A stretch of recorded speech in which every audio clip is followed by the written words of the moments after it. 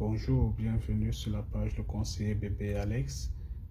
Cette vidéo est la suite des conseils qu'on avait donnés pour ceux qui voudraient faire qui voudraient suivre leur formation en doctorat dans une université du Québec ou dans une université du Canada. Déjà, félicitations à ceux qui ont suivi les conseils que nous donnons ici parce que j'ai reçu 3 personnes qui m'ont remercié parce que elles ont réussi à avoir des directeurs de thèse dans certaines universités du Québec et elles sont en train de finaliser leur procédure de dépôt de candidature pour être admis en thèse.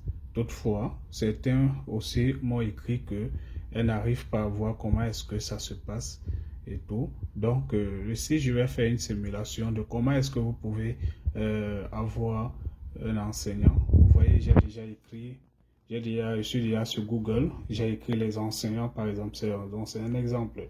J'ai écrit les enseignants du département des sciences de l'éducation de l'université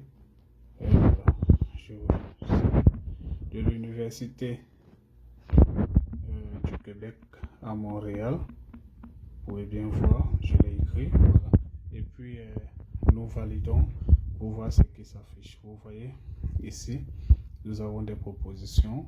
Bon, nous pouvons cliquer sur n'importe quelle faculté. Bon, nous allons partir par exemple faculté des sciences de l'éducation. Vous allez voir, ça c'est pas très compliqué. Vous voyez ici, on nous propose. Donc, il y a 4 départements dans cette faculté. Nous avons nous avons le département de didactique, nous avons le département de didactique de langue, nous avons le département d'éducation et formation spécialisée, nous avons le département d'éducation et pédagogie.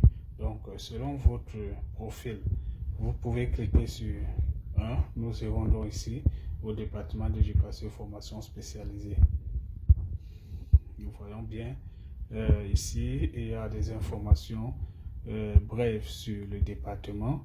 Bon, ce qui nous intéresse, c'est de rechercher les profils des enseignants. Donc, vous voyez en bas, on a écrit liste du corps professoral. J'ai cliqué dessus. Maintenant, nous attendons ce qui nous sera proposé. Vous allez voir, par exemple, nous avons les noms des enseignants et en plus, c'est par ordre alphabétique. Donc, vous pouvez voir les noms des noms des enseignants de ce département et vous pouvez aussi cliquer sur n'importe quel nom. Vous aurez les informations plus approfondies sur les profils de ces enseignants. Bon, comme je suis en train de faire ce montage avec le smartphone, c'est pourquoi directement on ne peut pas voir leur cadre. Mais si je clique par exemple ici sur un des enseignants, je vais par exemple venir sur disons même Chapelot Nathalie, je clique sur son nom. On attend, ça charge. Voilà, on a son profil. On a son domaine d'expertise.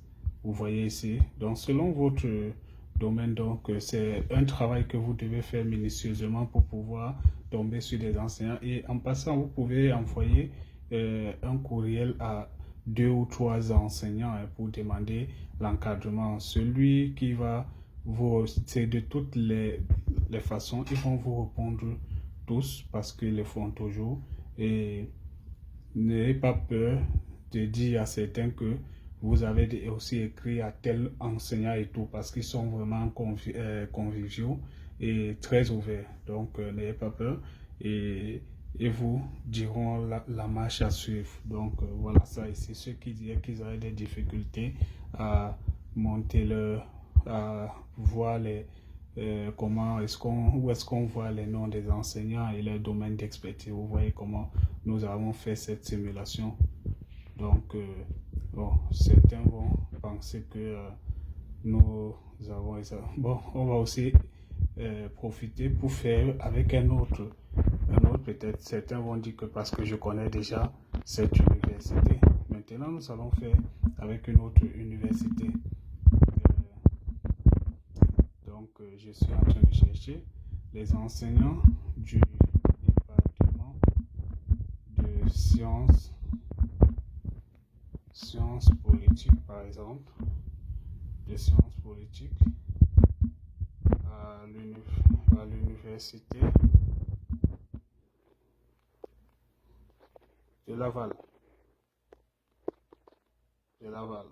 Voilà. C'est la même chose. On nous propose au pétage du personnel, faculté des sciences sociales, faculté des sciences politiques, département des sciences politiques, et nous y entrons. Vous voyez ces mots du directeur ici, vous descendez. Vous voyez déjà ici, on a des propositions, publications, etc. Voilà. Donc, si vous pensez qu'il y a un titre que vous n'êtes pas entré sur un bon titre, vous pouvez rentrer. Donc ici, on va défiler pour voir s'il y a des propositions importantes. Bon, c'est comme si nous n'avons pas pris ne sommes pas bien entrés sur un profil. Voilà, notre département. Nous allons entrer ici. Nos professeurs, vous voyez ici la direction et tout. Bon, ce qui nous intéresse, ce sont les professeurs. Bon, vous voyez ici, ils ont même scindé, ils ont mis les professeurs et professeurs. Ils ont mis les chargés de cours, équipe administrative, etc. Donc, vous pouvez cliquer par exemple ici pour voir les noms des professeurs. Vous voyez ici les noms des professeurs et tout. Donc, vous pouvez cliquer sur n'importe quel nom là pour voir les profils des enseignants et leurs intérêts. Déjà ici, on a déjà écrit quelques intérêts, mais vous pouvez cliquer sur un nom pour voir davantage ce dans quoi tel professeur a eu à travailler ou il en est expert.